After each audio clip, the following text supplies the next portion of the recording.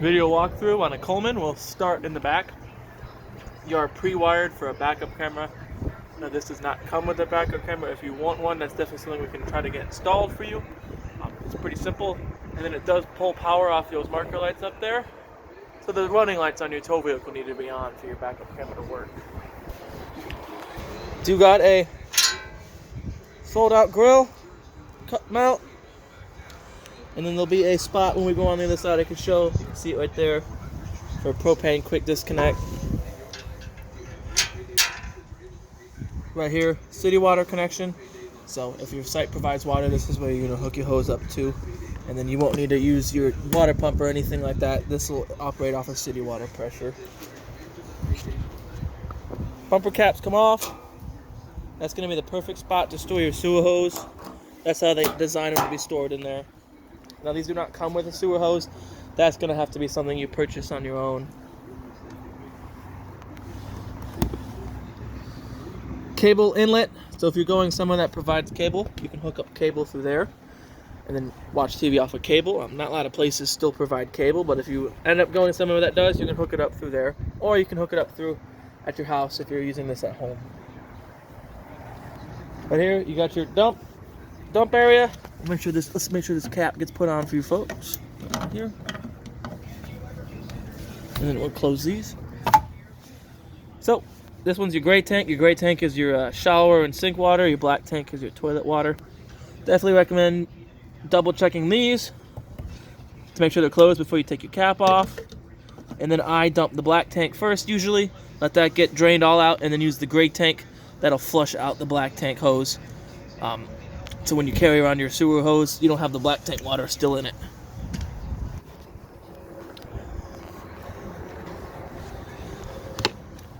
.50 amp shore cord. This is your shore cord. It'll be in the unit when you get it. It's twist lock on. And then I always tighten this. You don't have to, but I always get that on just in case someone were to trip over it or get moved around. It's not going to accidentally get unplugged. It's about 25, 30 feet long. The slide outs aren't open. We'll open them on the inside. And then I can explain to you, there's some seals back there, some sweep seals. Every once in a while you're going to want to check those, make sure they're not dry or cracked or anything like that. And then I would recommend once a year taking it in and having us perform what's called a slide out maintenance. Or you could do it yourself. We do sell the materials, so you could do it yourself if you wanted to.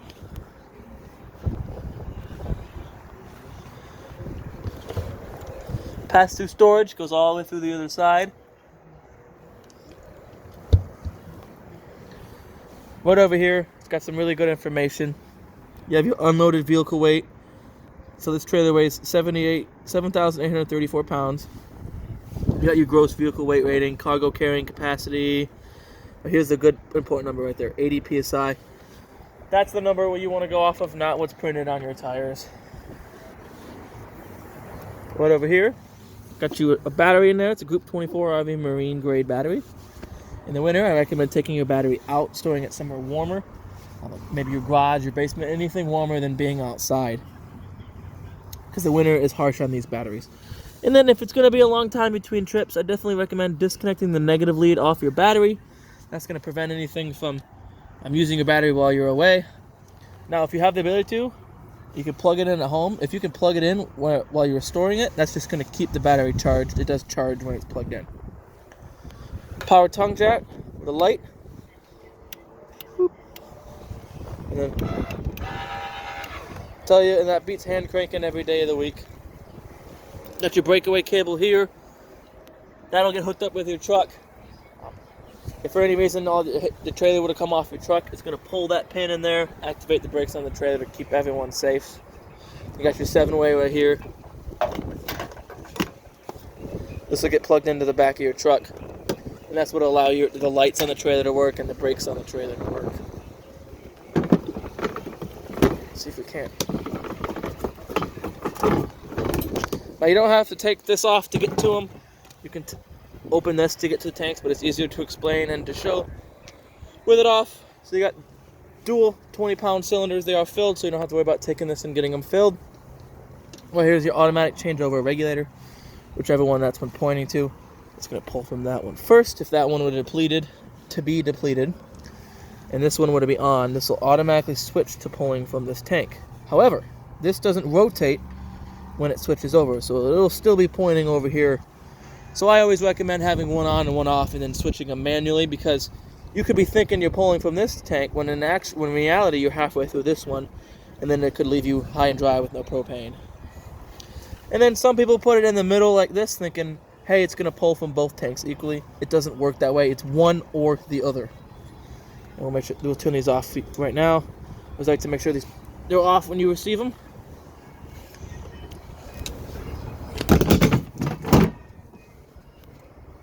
Coming along over here. You are pre-wired for solar. So if you wanted to actually have the solar, you'd have to buy the Furrion kit, which comes with the panels and all that. And all that does is trickle charge your battery. So if you are primitive camping somewhere, you can run at least all your 12 volt off of solar power by charging the battery. It's the other side of that storage pass through.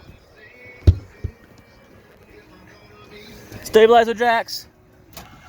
Notice how I said stabilizing jacks, not leveling jacks.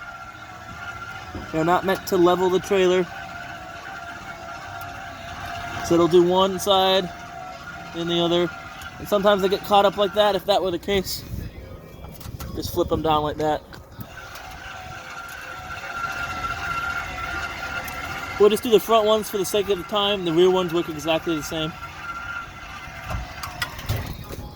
So you just snug them down to the ground to get all the shake out of it. If you wanted your trailer to be level, use your tongue jack to level it front and back.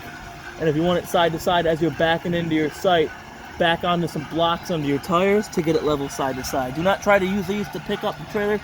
You will trip yourself for setting a breaker in there. If for any reason the breaker were to fail, you might risk amping out the motor, just breaking the motor or bending one of these jacks, one of the legs. And if that were the case, that's a non-warrantable claim. That would be customer damage.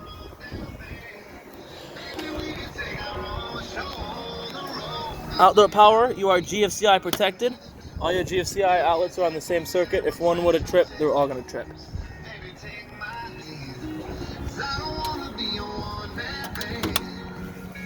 Water heater, it's very simple.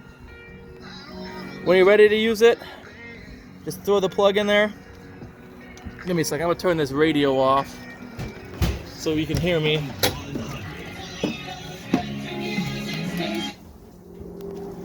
There we go.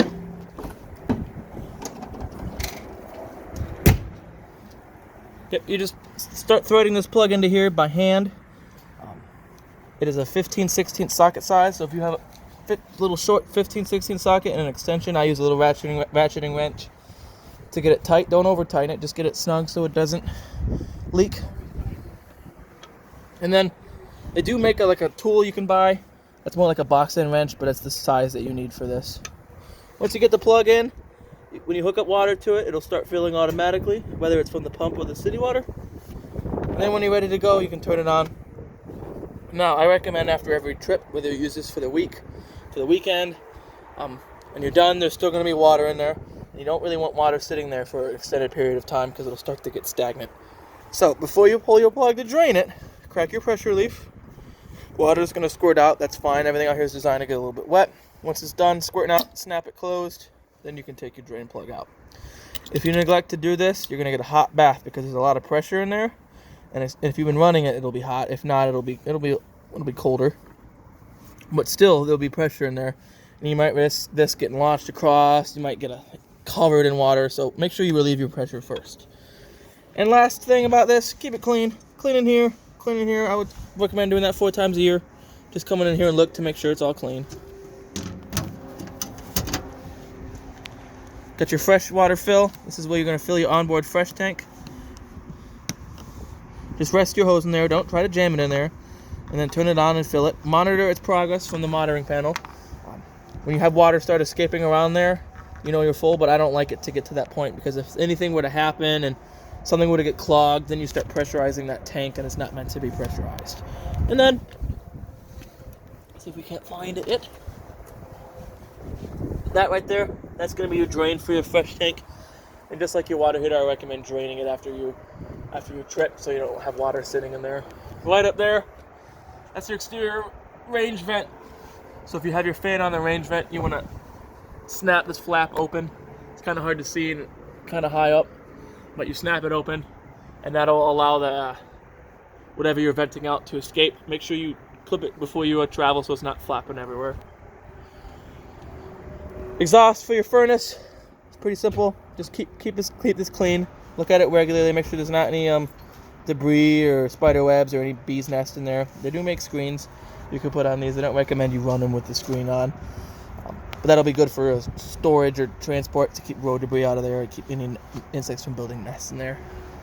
Your fridge. This is exterior fridge vent. There's another one on the roof. Every once in a while, clean in here, clean these little vents here, and then I would say a couple times a year, take this panel off and wipe down back there. Make sure the area by the burner is clear. Make sure the cooling unit is clean, and there isn't an excessive amount of debris back there.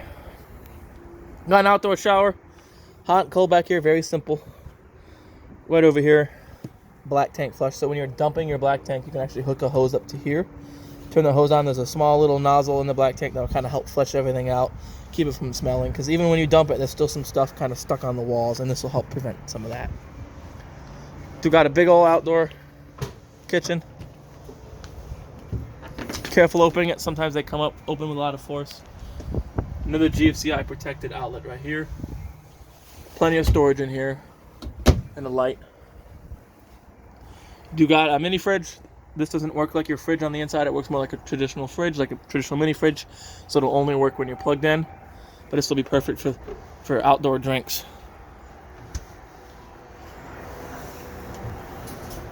We'll get this closed up. And then there's the switch for the rear stabilizing jacks. So a few more things. All your sealing around the outside of this, stuff around here and around a lot of the fixtures here and all whatnot. It's warranted through Camping World, through us, for 90 days. After 90 days is on you to take care of it. I recommend just picking up a bottle of clear silicone and a cheap caulk gun, and a couple times a year just walking around, and if you see any gaps, touch them up. Your roof is a rubber roof, and I don't think I saw a ladder back here. No ladder, so it's not a walkable roof. It's not designed to be walked on, but if you need to go up there to do any maintenance, you can. I recommend doing anything you can to spread your weight out. Sit, kneel, crouch, but put a foam pad across something to kind of spread your weight out.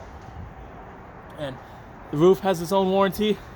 The only way to keep that warranty is proof of regular maintenance, and that involves checking all the sealing around all the fixtures, making sure the roof material is clean and not torn or anything. And if it happens to be that way, take pictures. If you buy the materials to fix it yourself, keep the receipts. So right on into the left, so you can read your battery voltage. It's always going to read full, good charge when you're plugged in, so keep that in mind. You can read fresh, black, gray 1. I did not see a second gray tank here. In fact, we'll double check. Sometimes they use the same panel throughout all the units. So just so you guys get all the right amount of information, we can double check. Nope, no second gray tank. So you ignore gray 2 on your control board, on that board. When you have controls for your awning, extend and retract. Just keep in mind your door does swing all the way open. It will be in the way of your awning. Have it halfway open like that. Hit extend.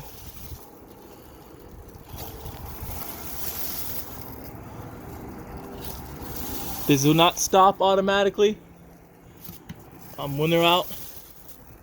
You have to visually watch that. We won't go all the way out because it's a little... Well, we'll go all the way out. We'll make it quick. It's just a little windy today. Oh yeah, we won't go all the way out because the wind is picking up. But when you see the bare black metal tube, and there'll be a white sticker there, when you see that and the flap hang down, you're all the way open. If you were to keep holding the extend button, the only thing that'll happen is it'll roll the awning back in. It'll just roll the fabric the wrong way around the tube. They are adjustable for pitch. You can grab these parts right here, pitch it down to one end, so if it's drizzling, a little bit raining, you can add water pitch off to the corner rather than all the way along the edge. If it is storming real bad, it's really hard gusts of wind, roll your awning in. You don't want anything to happen to it. And if you roll it in wet, as soon as you get the chance to, when it's sunny out, roll it back out let the water dry off so it doesn't hold moisture. And if it holds moisture, you might start to stink, mildew, you'll get some mold. So just keep that in mind. Then you do have controls for your water heater on gas. When you turn it on on gas, the burner will turn on and off as it gets to temperature to help keep it at that set temperature. Then you have controls for your water pump. So you only need to use your water pump if you're pulling from your onboard fresh tank. Then you have exterior lights right here, which do these awning lights, and then interior lights will do the main row of lights. Then you have controls for your slide out. The one on the left does the far back. The one on the right will do this one right here. Now when you're using your slide out, pretty self-explanatory. Make sure you know what's on the other side of your slide out. If there's trees, children, chairs, another camper, just keep that in mind. And if you got kids, you do not want them riding on your slide out. As fun as they may think it will be, you don't want anyone riding on it. So when you hear you hear that clicking noise, you're all the way open. We'll get the back one open too.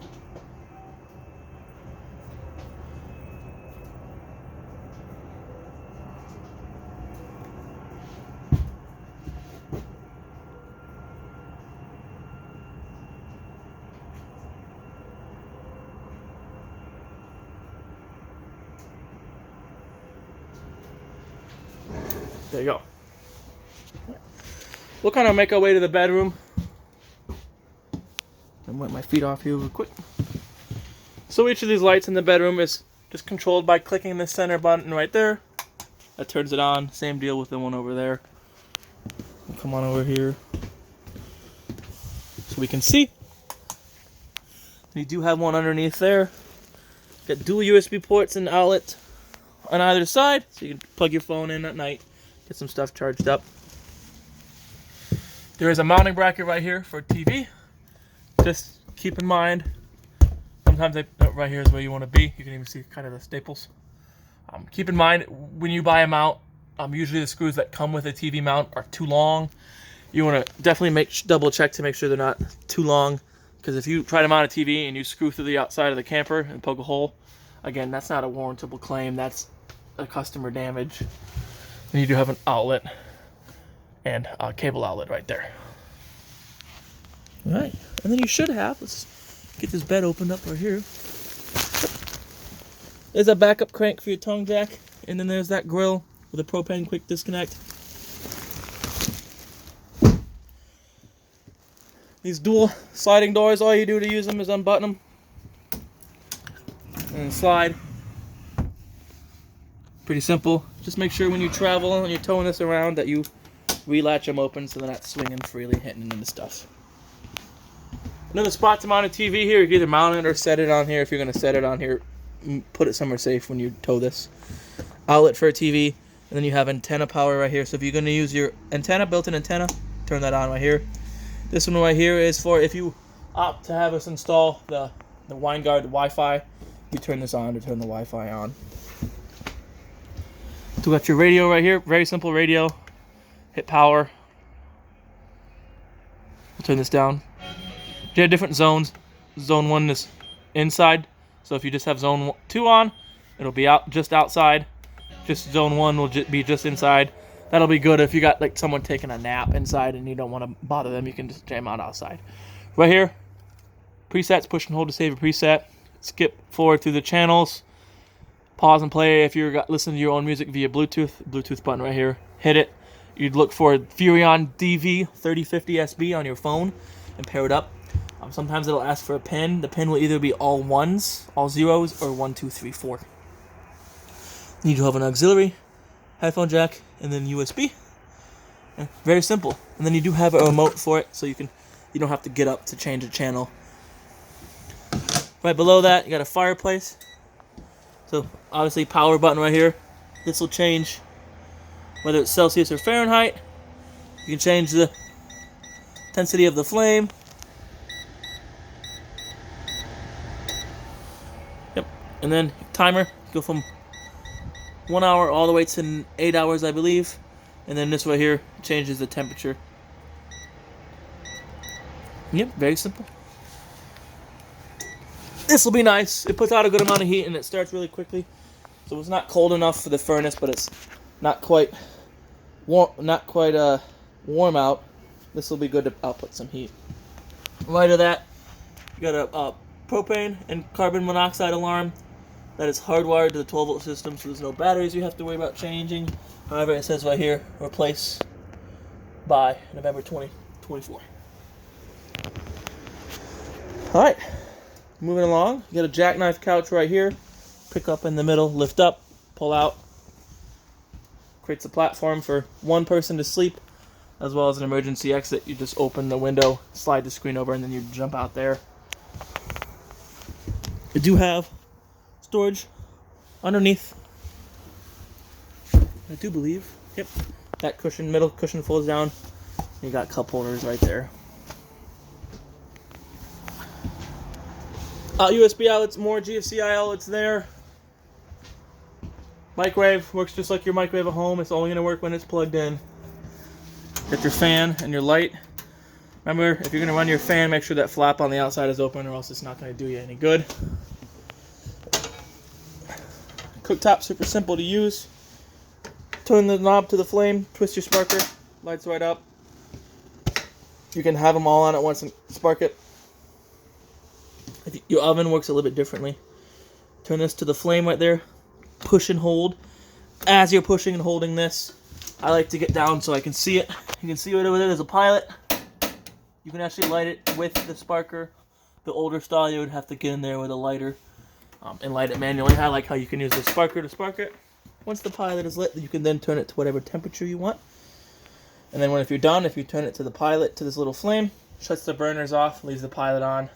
That way you don't have to relight it next time. I do recommend turning it completely off before you go to bed, because you don't want a lit pilot overnight. Then you have a light switch here. Up does the knobs. Down, all the way down, does the knobs and the oven light. Fridge is super simple. You got one button. Push and hold, turn off. Push and hold to turn on. Its only mode is automatic, so if it senses a loss of 120, it'll switch automatically running off of propane.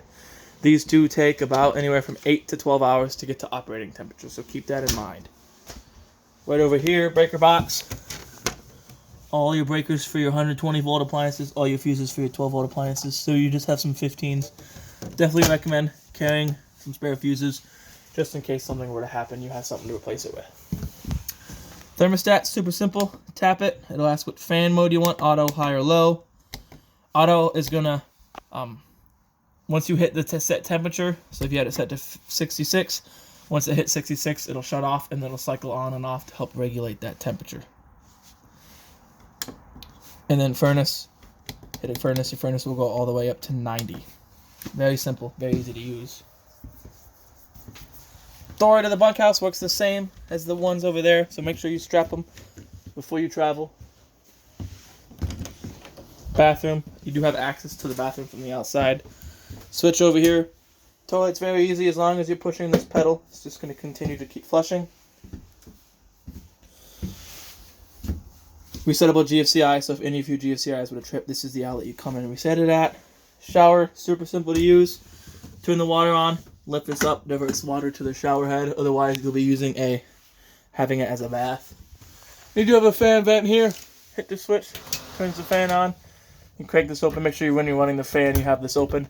Definitely recommend using it when you're taking a hot shower, because you don't want any of the moistures to stick to this wall. Come back to the bunkhouse. Bunkhouse, you just turn the lights on at the fixtures themselves. Very simple. You got some storage over here. USB outlets over there, light. Spot for TV back here as well. Another light. Emergency exit. Very simple to use. Lift up here, push out. You can have it as a regular window like that. If it was an emergency, push this all the way out. Grab right here, pull the screen out, and then jump out the back. Over here, fold up bunk. You can latch it open like that. That's if you wanted to sit here, use it as a couch. Doesn't matter when you're traveling up or down, doesn't matter which way at all. And then you do have a slide out bed right here underneath here. So in reality, this bunkhouse back here sleeps 5 people. Or if you don't have 5 people, someone can double stack their mattresses for a little bit more comfort. All right. Well, that concludes our... Oh, one last thing. My bad. This right here, you are pre-wired in here for a second AC. It won't be a ducted AC. It'll just be one that you control. Knobs on the ceiling. All right. Now that concludes our video walkthrough on your Coleman. I hope you folks found this video informative. I hope you guys get lots of good use out of this camper. Enjoy it, and goodbye.